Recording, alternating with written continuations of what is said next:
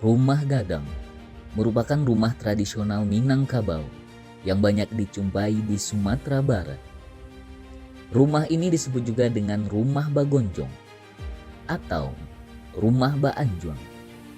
Di halaman rumah gadang biasanya terdapat bangunan yang disebut dengan rangkiang. Rumah gadang dan rangkiang telah menjadi pengetahuan dan kearifan lokal masyarakat. Bahkan jauh sebelum bangsa Eropa menginjakkan kakinya di Minangkabau dan terlibat dalam perang saudara yang populer disebut Perang Paderi pada tahun 1803 sampai dengan 1821. Setahun setelah Belanda menginjakkan kakinya di Minangkabau, perang berlangsung dengan alot dan Belanda tengah kewalahan menghadapi gempuran kaum Paderi. Bukit tinggi dan wilayah sekitarnya dilanda bencana alam, gempa bumi yang cukup besar dengan kekuatan lebih dari 7 skala Richter. Pondasi benteng pertahanan yang tengah dibuat Belanda di Bukit Tinggi hancur berantakan. Pasukan kalang kabut, basis pertahanan mereka hancur. Sementara akses jalur transportasi dari Padang ke Bukit Tinggi juga terdampak oleh gempa. Sehingga pengiriman tambahan pasukan dan material bangunan tidak dapat dilakukan. Sementara itu, gempa juga dirasakan hingga ke Padang dan merusak banyak bangunan di daerah.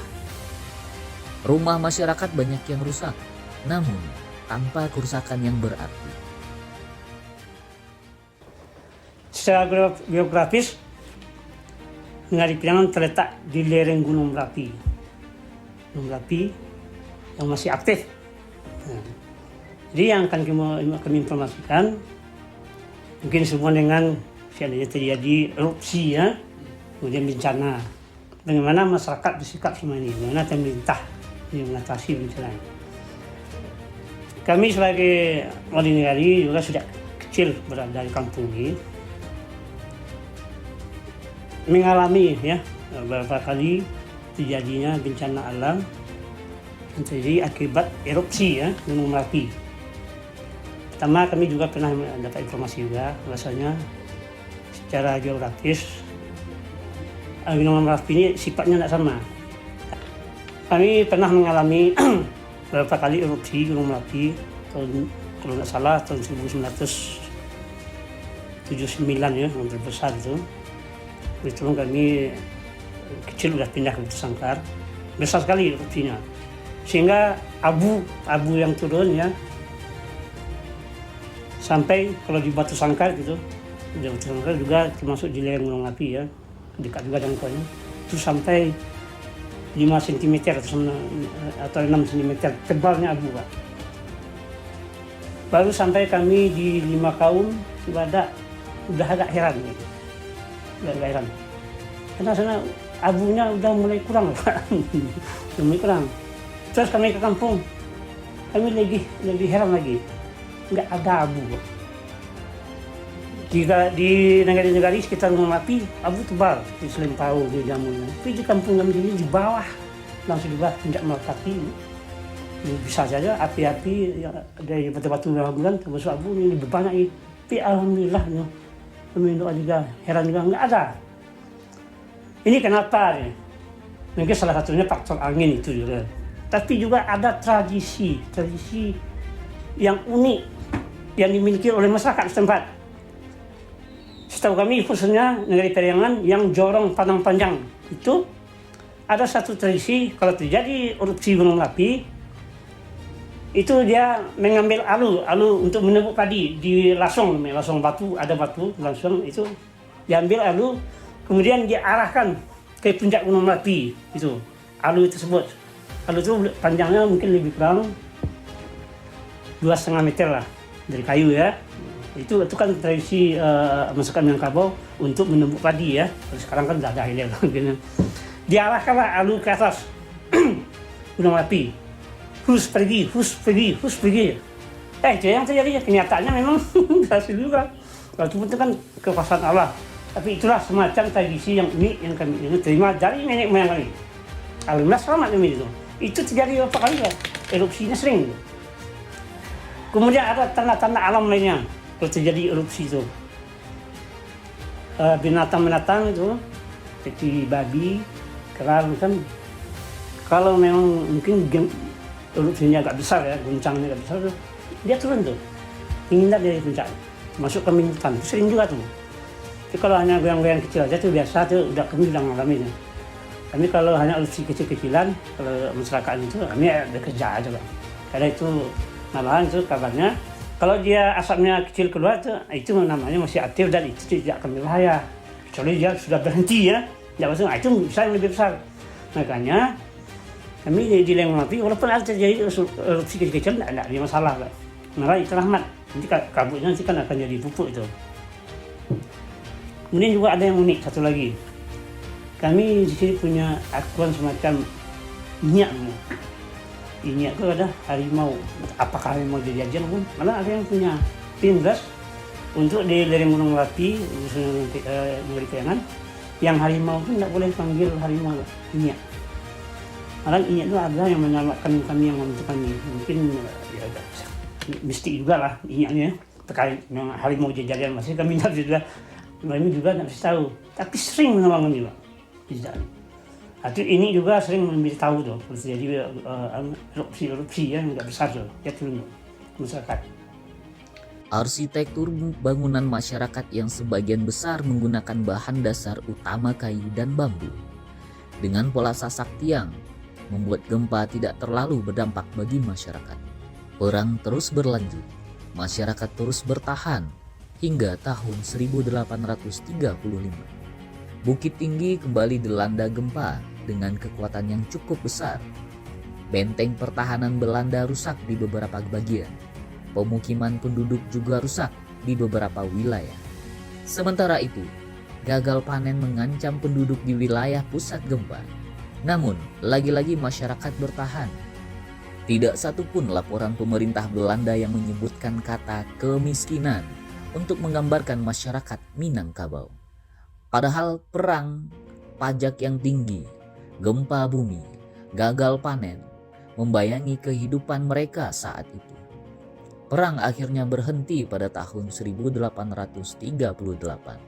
Pemerintah Belanda terus membangun Bukit Tinggi yang saat itu menjadi jantung wilayah administratif Sumatera Weskus hingga menjadi kota metropolis kecil. Masyarakat terus berkembang menyesuaikan perkembangan zaman. Tradisi dan adat istiadat tetap bertahan di tengah infiltrasi modernisasi yang ditawarkan oleh bangsa Eropa. Seabad setelah Perang Pederi, pada tahun 1923, pada saat Bukit Tinggi atau Vordekop atau Padangsboven Landen didapuk sebagai kota pelisiran oleh pemerintah Belanda.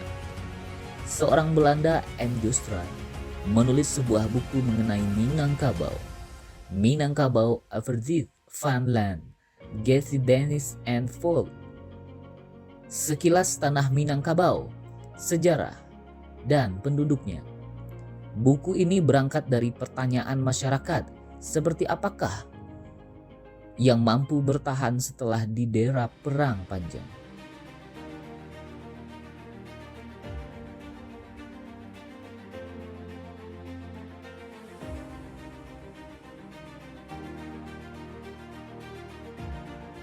Setelah melakukan observasi yang cukup lama mengenai dataran tinggi Minangkabau, Joustra kemudian memusatkan perhatiannya pada pola kekerabatan sosial masyarakat yang nyata-nyatanya membuat mereka mampu bertahan dari gempuran perang, bencana alam, bahkan wabah penyakit yang sempat membuat dunia lumpuh pada tahun 1918.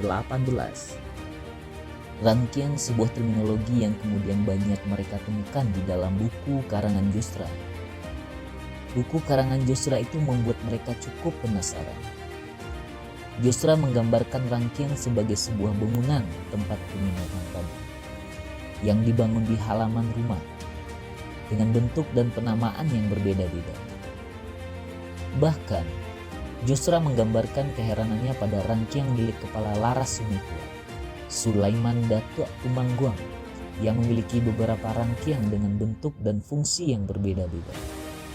Satu rangkaian yang cukup besar dan penuh isinya merupakan rangkaian yang digunakan untuk membantu anggota kaum yang kesulitan. Ada yang diperuntukkan untuk kebutuhan makan sehari-hari, dan rangkaian terbesar di halaman diperuntukkan sebagai cadangan jika musim paceklik dan gagal panen terjadi.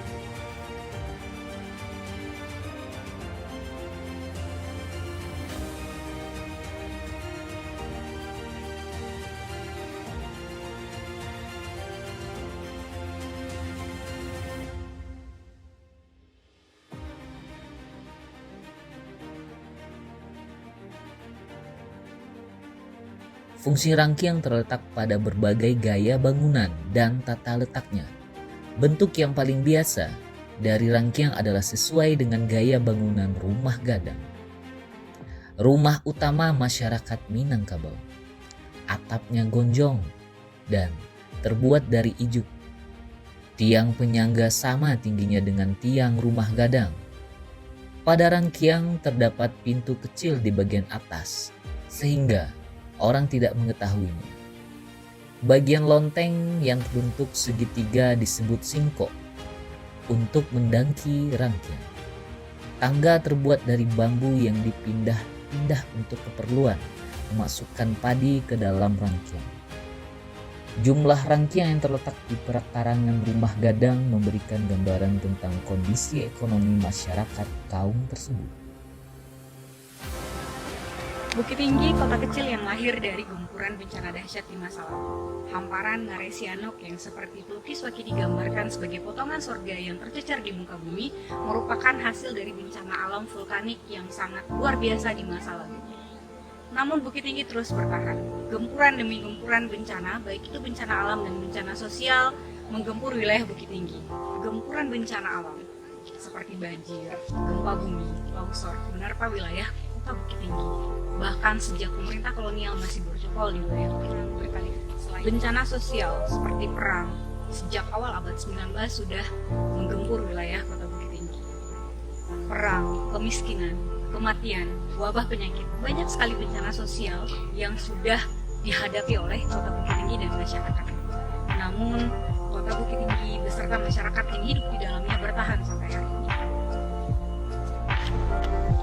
Ini menjadi pertanyaan yang sangat besar dalam panggung sejarah kebencanaan. Kenapa masyarakat dan kota Bukit Tinggi mampu bertahan melewati berbagai gempuran-gempuran bencana, baik bencana alam dan bencana sosial? Ternyata masyarakat Bukit Tinggi mempunyai pengetahuan dan kearifan lokal dalam memitigasi kebencanaan untuk wilayah mereka. Sistem tersebut disebut rangkaian. Sistem tersebut berupa pengetahuan dan kearifan lokal masyarakat kota Bukit Tinggi yang dinamakan rangkaian. Rangkaian tidak semata-mata hanya berbentuk bangunan saja, tetapi di dalamnya lebih menjadi sebuah sistem. Sistem bagaimana masyarakat bergotong royong untuk bertahan menghadapi berbagai bencana yang tidak terduga sedikitpun. Baik itu masa panceklik, bencana alam, bencana sosial, kelaparan, dan lain sebagainya. Oleh karena itu masyarakat Bukit Tinggi masih bertahan sampai hari ini, tidak pernah didera kelaparan dan kematian akibat tidak mendapatkan makanan. Sepelik apapun hidupnya, sepelik apapun situasi bencana yang menghantam wilayah kota Bukit Tinggi. Assalamualaikum cucu ini. Pertama kau cucu ini ya gua. Onde rajin-rajin sekolah yo. Mengaji jangan lupa. Udah mangari. Baik mengaji. Jangan dilata-lata sih di rumah Quran tuh. Deh, biko jadi insinyur, jadi dokter, jadi pengusaha. Marilah sekolah. Assalamualaikum. Studi Fun The Koto Gadang didirikan oleh Yahya Datuk Kayu yang merupakan tokoh termuka di Koto Gadang. Studi Fun The Koto Gadang merupakan transformasi yang berbeda dari sistem rangkaian di Koto Gadang.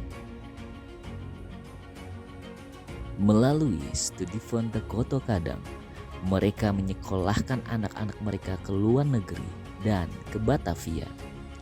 Mereka juga membuat sekolah dasar pribumi yang pengajarnya adalah orang Eropa.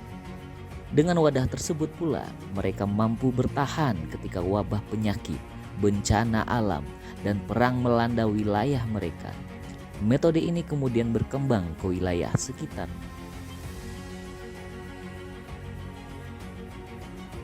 lembaga pendidikan di Minangkabau berupa sekolah dan surau menjadi sarana yang efektif dalam melakukan pewarisan pengetahuan dan kearifan lokal masyarakat. Salah satunya adalah sistem rangkiang.